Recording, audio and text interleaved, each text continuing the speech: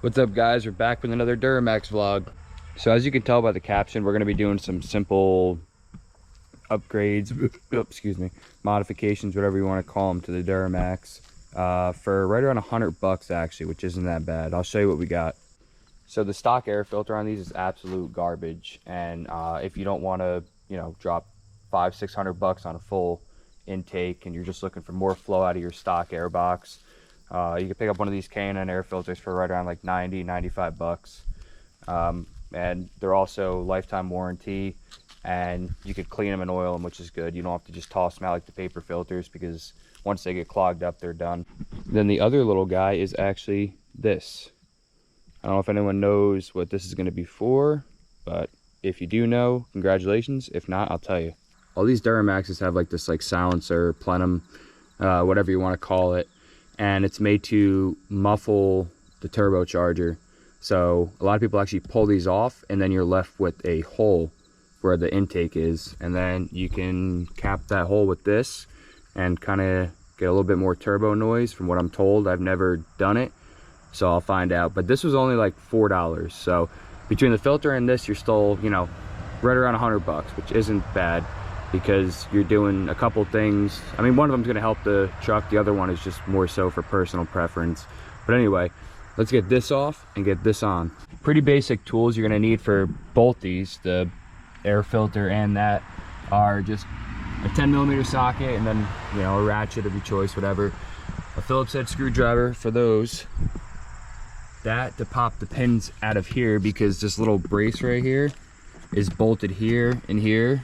Those are both 10s, so you're gonna have to take that off, pull this up, then you're gonna have to take these two out, pull this up. You're gonna have to unplug the mass airflow sensor and undo this clamp too, but we'll focus on this first. Alrighty, let's take this thing off. From what I've read and saw, you just kind of, I think you just kind of pull forward on this. I might need two hands for this, so let me set this down. All right, yeah, so all you do is you just pull up on the back of that and push it forward. It's held in right there and then back there. But you want to leave this O-ring right here, and you're actually gonna put this plug down on top of there. This is 1.5 inches, by the way, if anyone's wondering. So you're gonna want to be easy, because you still want it to seal so you don't leak. You're gonna want to get it down over top of that like that, and then you'll see that it seals. Just give it a little tuggy,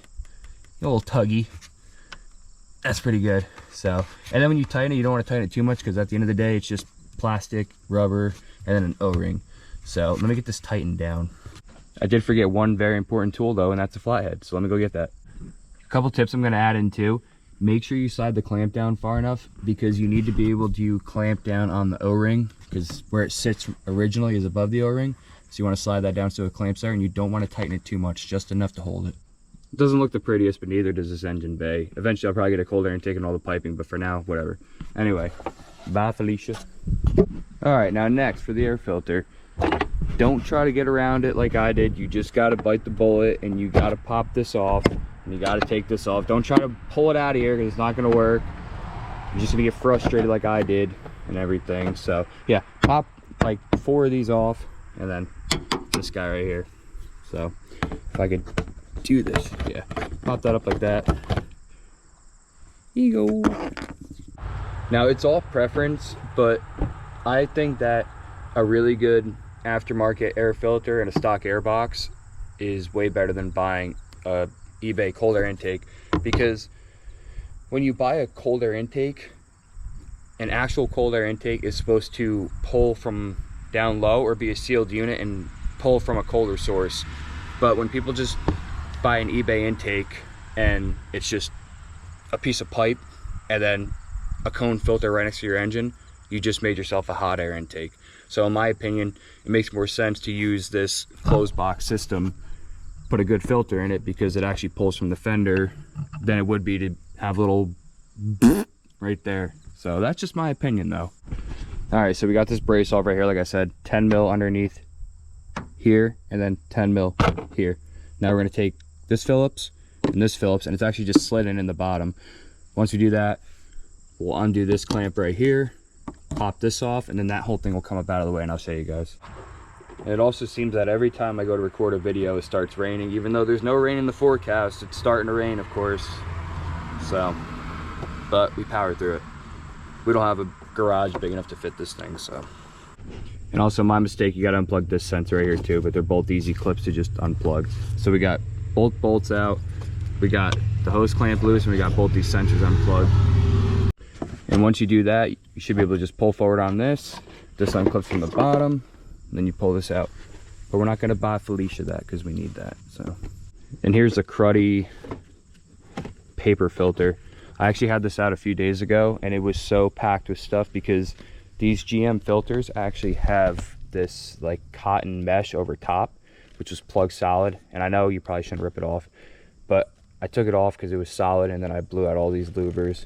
But it needs to be replaced bad, so we'll see if we notice a difference or if it'll just all be in our heads. Either way, it needed a filter, so whatever. I will say right off the rip that this thing is like 10 times heavier than this.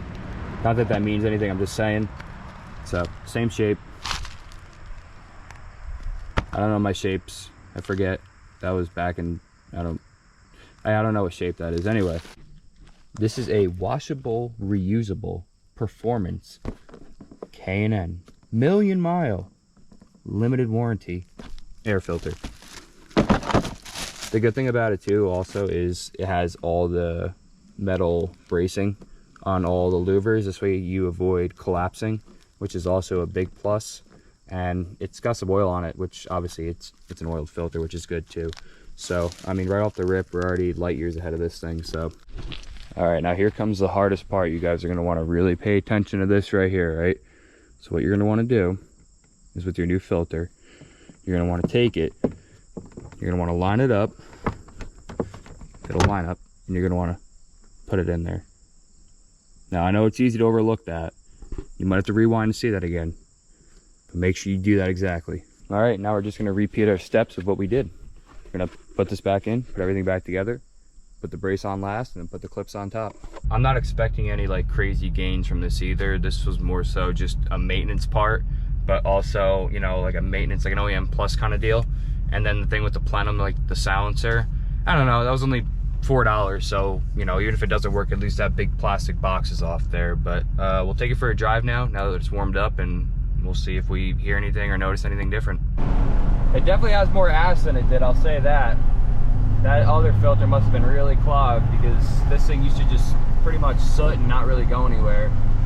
But I mean, I hear some turbo noise and the throttle response is pretty good. I was gonna get a Red Bull, but went with the old Skittles C4.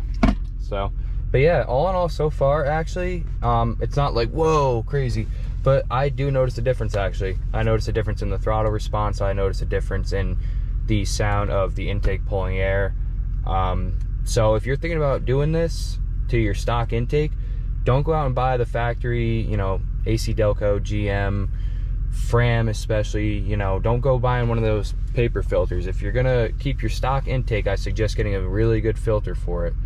You know, like a K&N or, you know, any aftermarket one like that. Don't just throw a cone on the end of your, you know, tube coming off and get rid of your air box. All you're doing is you're pulling hot air and you're pulling dust. You're not filtering anything really. And you also know we got to put the exhaust brake on, and we got to throw her in tow haul. Here, you know what we'll do? We'll give her the old manual shift. Throw this thing in a second. All right, here we go. Ready?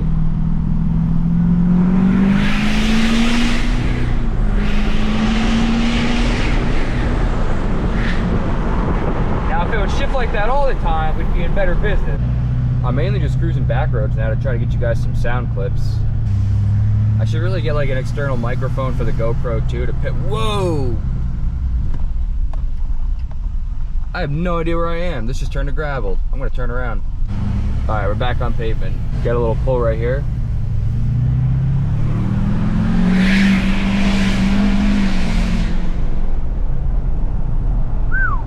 All right, for now we're gonna hold off on doing the wheels on the truck, but we are gonna do a couple more things to it. We're gonna take the running boards off right now and see how it looks. I'm gonna crank up on the torsion keys a little bit, and also I got an exhaust tip for it. I'll show you that. So I went with a 6-inch exhaust tip. I was gonna go with a 7, but I don't know if it was gonna hit down here. I already started it up and drove it down the road, and it's crazy to think that just an exhaust tip can change the sound of something so much. I'm not going to drive it up the road, but I'll start it for you guys and let you guys hear it. You probably won't remember what it sounded like with just the exhaust without the tip coming out, but you'll hear it's pretty deep and throaty sounding.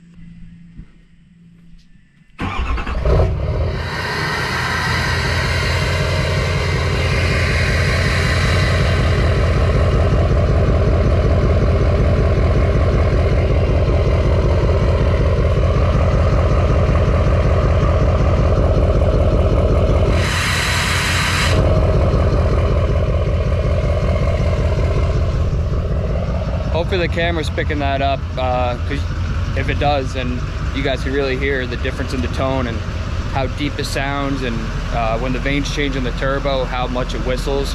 And when you go down the road now, it's got a lot more of a deep tone, like I said, and when the exhaust brake is on, it sounds wicked. It sounds really cool. So what you're gonna need to take these off is a 15 mil, preferably not on a wobble extension because it makes it difficult. You want a 15 mil, and then either ratchet or impact. And then if you look underneath, you're gonna have a bolt here, here, and here, and then they'll just fall right down. So let's get this one off and take a look at it. All right, so that was a little bit more than I expected. So the passenger side is a 15, a 15, and then those are 13s. And I thought it was gonna be the same on the other side, but I think the reason that these two are 15s is because the DEF tank is right there, so you can't have those brackets coming up, because on the other side, all 4 of them are 13s all the way across, and they were hard to get out, but they're both off now. So let me clean up this stuff and give you guys a better view of the truck. All right, I'm going to try to record this next part quick because well, I put the truck over where the driveway's straight, and my neighbor insists on blasting music anytime he sees me outside for whatever reason. And if the music plays in the background of the video, then I get copyrighted and all that nonsense. But the truck's over there, so let me just tell you what we did. I say we, but me. I took off the steps, and I actually turned the torsion keys up a little bit. And I know people are going to be like, oh, now you got to get in alignment, you got to get in alignment. I will. I don't really drive the truck. The amount that I turned them up isn't that big of a deal. So it's fine for now. I could drive it around town. It's not going to hurt anything. But it makes the truck look totally different, and it looks way better in my opinion. So I'll stop talking and just show you guys. I might have to mute the sound because, like I said, he's playing whatever he's playing up there, and I don't want to get copyrighted. So all right, I'm not really going to talk much here because of the music in the background, but you guys get the idea. I'm just going to walk around and you guys will be able to see it. It's very dirty right now too, so don't judge it.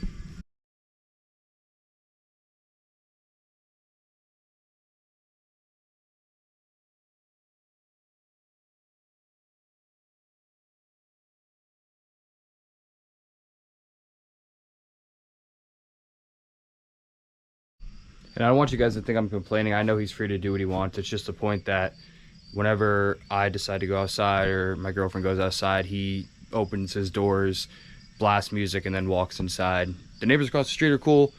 Neighbors this way are cool. I don't know. Guess he's got to take notes from them. But you know what? It's just music. It's not a big deal, I guess. Anyway, let me get my hat back on because my hair's a mess. I just saw that in the camera. But anyway, I hope you guys enjoyed the video. There's a few things in here, you know. We had the plenum block off, we had the new K&N air filter, we had the steps pulled off, we had the exhaust tip, we had it leveled. It went through a little bit of a transformation in this video, and you know, that's only touching the surface. We still got a lot more to come.